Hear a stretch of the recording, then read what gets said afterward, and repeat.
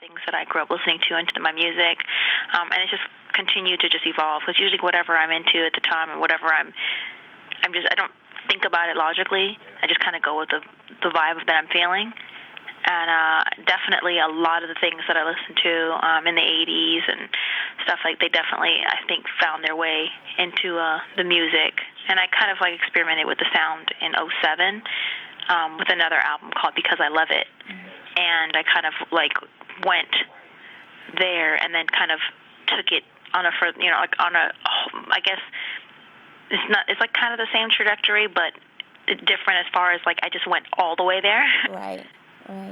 Tell us about this new project. Does it have a title for it yet, and when can we expect to hear it? Sure. The title is called Cymatica, and it's actually Cymatica Volume 1, and that's Cymatika, and it'll be released late spring, and then I have a new single that will be released within the next couple months. How did you come up with the name of the album? Well, I'm really, a lot of things that I'm into pretty much found their way into the album. The content is kind of like a big passion of mine, besides like making music, is just learning about spirituality and science. I'm really like particularly into quantum physics and like just a lot of metaphysical stuff, and kind of just learning more about the world and who we are and what we are and just how things work, how the universe works. So I kind of was really intrigued by just the whole study of like visual sound, which is somatics, but it's spelled with a C, not a K at the end. And somatics is basically like studying how sound frequencies create geometric shapes. And they're very like particular, and it's like in the ancient times people were familiar with this, and it's kind of, I think, was kind of lost knowledge. Because you can find like statues where they kind of demonstrate that if you know how to like look at the symbolism. But I just was intrigued by that, just going by how we are all light, energy, vibration. Everything is vibration, and nothing is actually solid. Everything is vibration. Just vibrating at a slower or faster rate. So that I feel like is like a big clue into just like how the universe works. And it's just the tip of the iceberg. But that was just really intriguing. So I've always felt that music is like a universal language, and the frequencies, they can kind of like drive our emotions and the way that we're feeling and what we're thinking.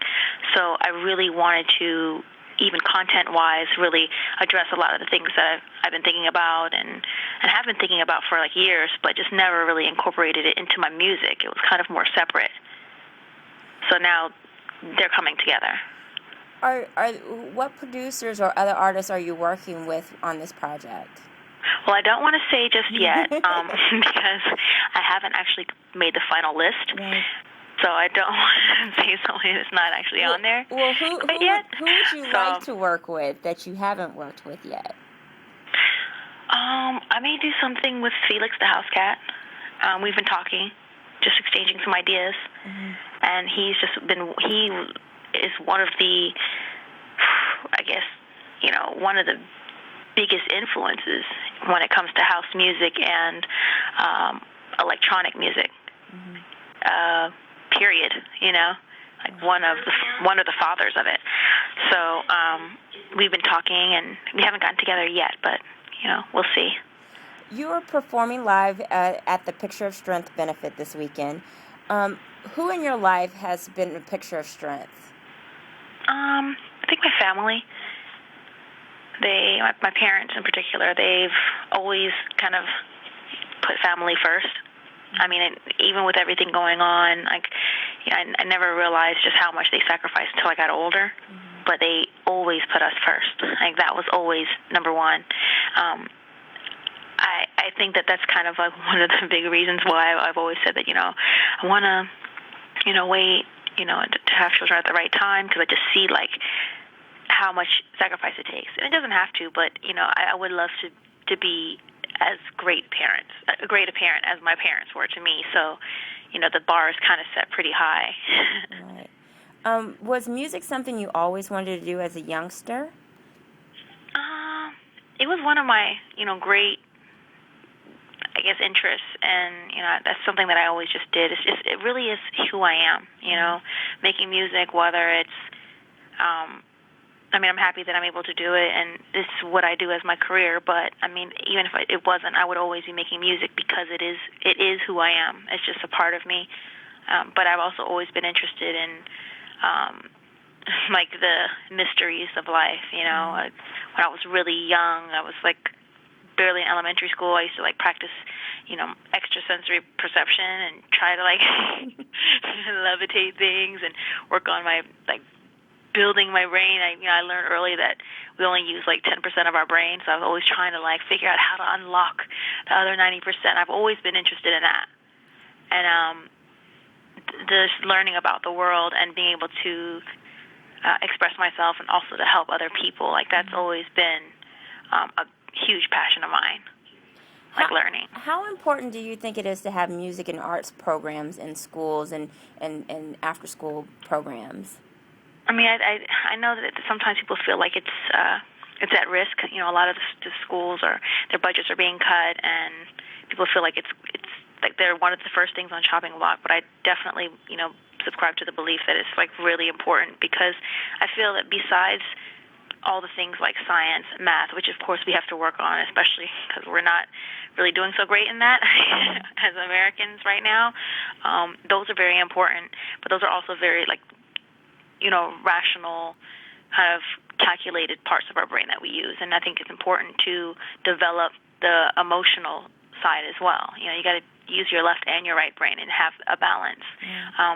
To be like a balanced person. And I feel like it's a great way to express yourself. It's a great way, I think, for kids to, de-stress, to learn. I definitely think it would help with schoolwork as well.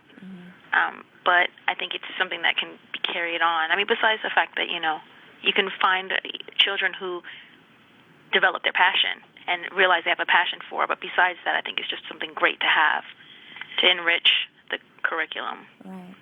Who are you currently listening to on your iPod? I listen to a lot of audiobooks, actually.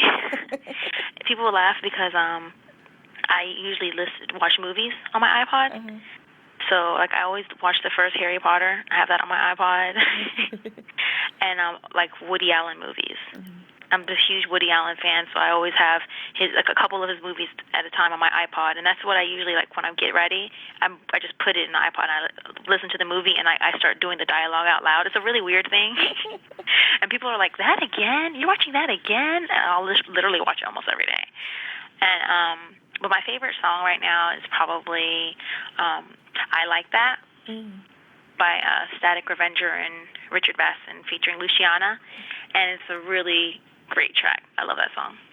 To learn, I definitely think it would help with schoolwork as well. But I think it's something that can be carried on. Besides the fact that, you can find children who develop their passion and realize they have a passion for it. But besides that, I think it's just something great to have to enrich the curriculum. Right.